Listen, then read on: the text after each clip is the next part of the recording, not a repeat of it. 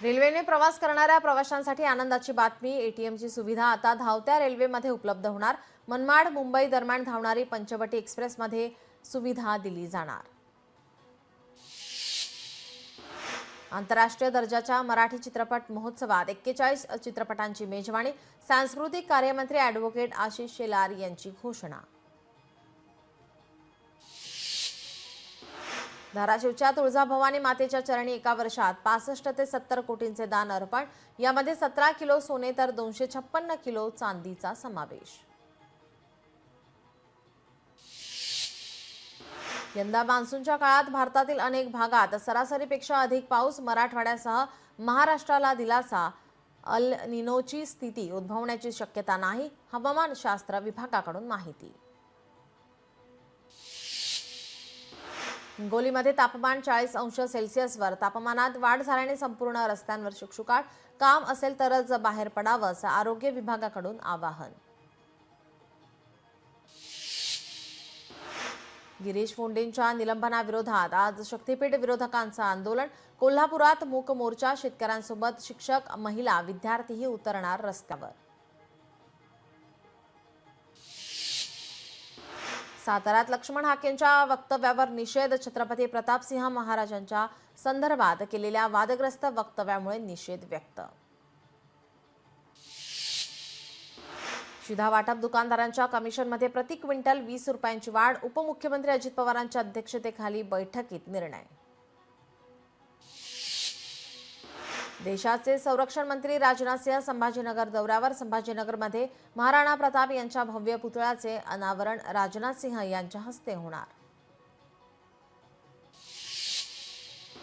मुंबईच्या पश्चिम उपनगरात कुस्ती आखाड्याचे आयोजन। शिवसेनेचे खासदार रवींद्र वायकरांच्या माध्यमातून स्पर्धेचं आयोजन।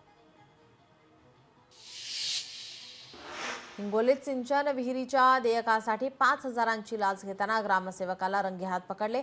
लाचलुचपत विभागाच्या पथकानं सापळा रचून रंगेहात पकडत कारवाई केली आहे। उल्हासनगरमध्ये कुटुंबावर 7 ते 8 जणांच्या टोळीने केला जीवघेणा हल्ला। हल्ल्याची संपूर्ण घटना सीसीटीव्ही कॅमेऱ्यामध्ये कैद।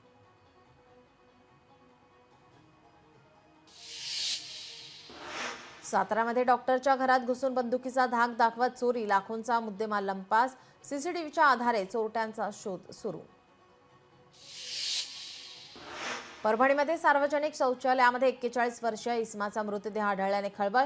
3 जणांनी घरातून अपहरण करून नेल्याचा पत्नीचा दावा। आरोपींविरोधात गुन्हा दाखल।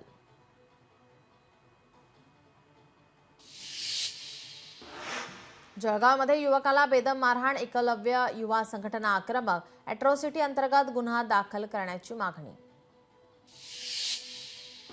भिवंडीमध्ये महानगरपालिकेच्या शाळेला आग। इमारत बंद असल्यामुळे अनर्थ टळला। अग्निशमन दल घटनास्थळी दाखल, कारण अस्पष्ट। कोल्हापूरमध्ये अंबाबाई रथोत्सवाच्या गर्दीत महिलेच्या हातातील सोन्याची बांगडीची चोरी।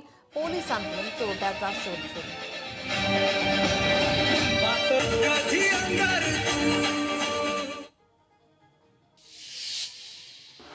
पिंपरी चिंचवडमध्ये 51 गरोदर मातांचा मृत्यू। गेल्या 3 वर्षातील धक्कादायक आकडेवारी समोर।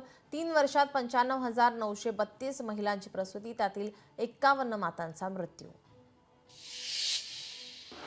जालनामध्ये शेतकऱ्याचा आत्मदहनाचा प्रयत्न। प्रशासनाला अनेक वेळा तक्रारी करूनही पाणी समस्येला कंटाळून शेतकऱ्याचं पाऊल। डिझेल ओतून घेताना पोलिसांनी हस्तक्षेप करत घेतलं ताब्यात।